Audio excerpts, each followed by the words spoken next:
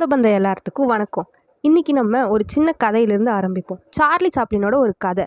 ஒரு ஜோக்கை முதல் தடவை சொல்லும்போது எல்லாருமே சிரித்தாங்க. 2வது தடவை சொல்லும்போது கொஞ்சம் கம்மியாக தான் சிரித்தாங்க. 3வது தடவை யாருமே சிரிக்கலிங்க.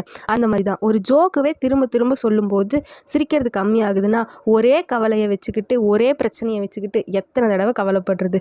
அதுக்காக தாங்க stop worrying and start living. இதை எழுதினது டேல் கார்னீஜ் அப்படிங்கிற அமெரிக்கன் ரைட்டர். ஒரு 10 பாயிண்ட்டுங்க. Shut the iron doors of the past and the future. பாஸ்ட்டை பற்றி நினைக்கிறதும் ஃப்யூச்சரை பற்றி நினைக்கிறதையும் விட்டுருங்க. ப்ரெசண்ட்டில் வாழுங்க, சந்தோஷமாக வாழுங்க. See the funny side of life. Enjoy every small thing in life. வாழ்க்கையில் ஒவ்வொரு விஷயத்தையும் என்ஜாய் பண்ணி ரசித்து வாழ்ந்து பழகுங்க.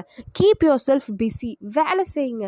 எப்பயுமே மைண்ட் வேலை செஞ்சுட்டே இருந்துச்சுன்னா அவனை விட சந்தோஷமாக இருக்க மனுஷனே கிடையாதுங்க.